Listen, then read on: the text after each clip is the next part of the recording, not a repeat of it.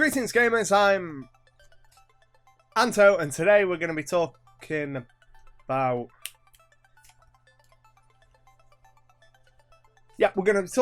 taking better notes. I recently conducted a poll of nearly 500 Dungeon Masters and asked them what the most difficult thing about being a Dungeon Master is, and one of the most common things that came back was taking detailed notes. So today I'm going to be giving you some tips and talking about how I take notes for my game. The most important tip I have for you, which I'll put right up front, is start actually taking notes.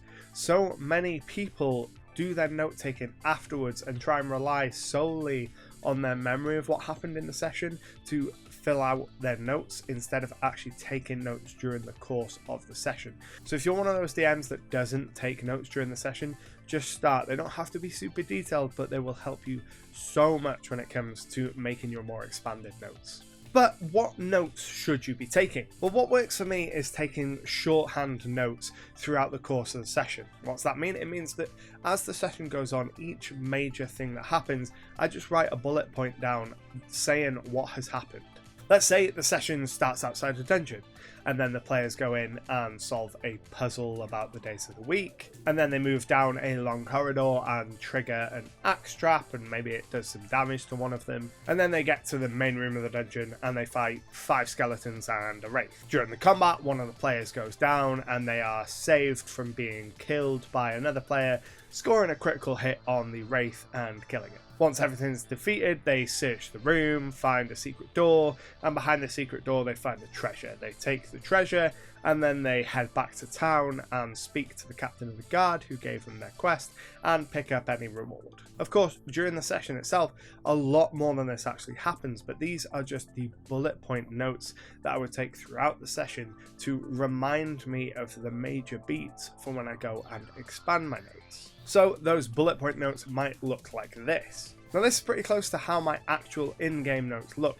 I make notes like this, and then after the game I go back and I expand them and use these notes to trigger my memory about what happened during the session. Sometimes I do this immediately after the session, sometimes it's a few days later, or maybe it's a few weeks before I get the chance to do this. So having notes, no matter how brief, is really helpful. I also find having a calendar to keep your notes in is immensely helpful. I've talked at length before about how I think that calendars are an essential part of being a DM, and I'll link that video up here, but putting your notes into a calendar helps you keep track of when events have happened, and that can come in really handy down the line. So sometime after the session, I'll take those short form notes and start expanding on them in my calendar. I always make sure to put the session number in my calendar to make referencing really easy, and I recommend that you do the same. And if anything unexpected happens during the session, I also make sure to keep a note of that.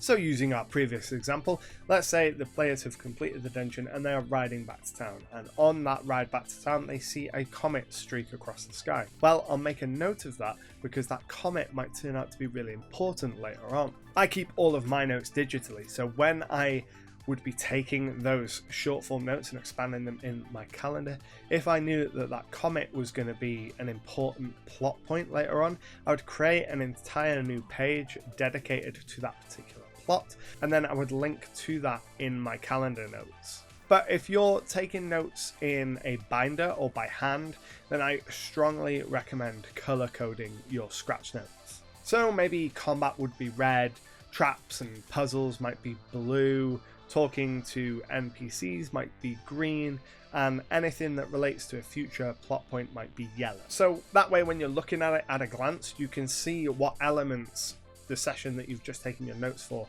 had in it. And then let's say 2 months down the line that comet encounter becomes important.